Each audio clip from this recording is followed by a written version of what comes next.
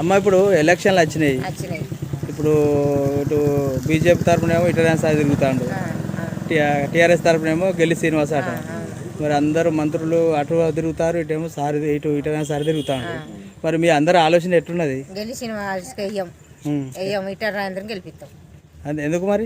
ఎందుకంటే మాకు ఆయన మా అండవార్లు ఉన్నాడు, మా పొలవార్లు ఉన్నాడు, ఆయన మాకు అనుకున్నట్టు ఉంటాడు. అంతేనా? చచ్చిపోయినా కూడా ఆయన ఇచ్చిపోతాడు పైసలు.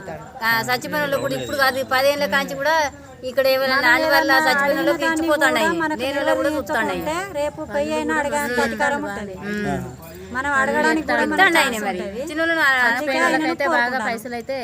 కేసీఆర్ పింఛన్ ఇస్తాడు అని అంటారు కదా,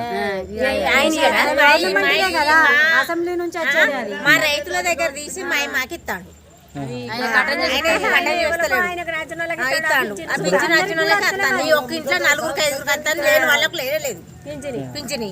భూములకి జాగాలు ఉన్నోనికి 10 ఎకరాలు ఉన్నోనికి మొత్తం జీవిత బీమా అది వాళ్ళకు పైసలు ఎకరానికి 5,000 వాళ్ళకి ఇవ్వచ్చు. కానీ గుండె భూమి సాయం చేస్తలేరా?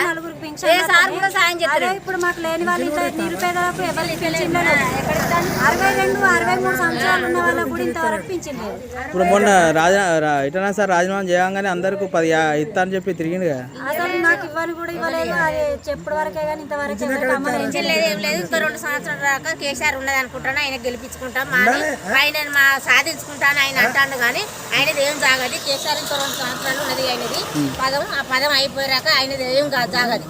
ఆ పదం ఉన్నంత సేపు ఆయన జాగుతుంది కావచ్చు, కానీ ఈయన జాగుతుంది.